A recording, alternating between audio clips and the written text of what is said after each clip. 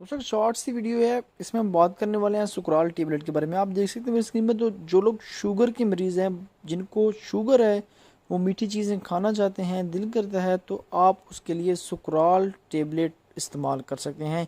अगर आप juice P रहे हैं, जूस में मीठा नहीं है, तो आप उसमें एक गोली डाल सकते हैं, इसकी उबाल करके पी सकते हैं। खाने में भी आप इसको इस्तेमाल कर सकते हैं, चाहे तो आप खाने में भी इसको डाल सकते हैं। एक बहुत ही अच्छी टेबलेट, जो आपको ऐसा टेस्ट बन जाएगा, जो आप खा रहे हैं वो आपको मीठा लगेगा। जो शुगर के पेशेंट हैं उनके लिए ये सुकराल टेबलेट बहुत ही अच्छी है, आप इसको इस्तेमाल कर सकते हैं बिना किसी साइड इफ़ेक्ट के।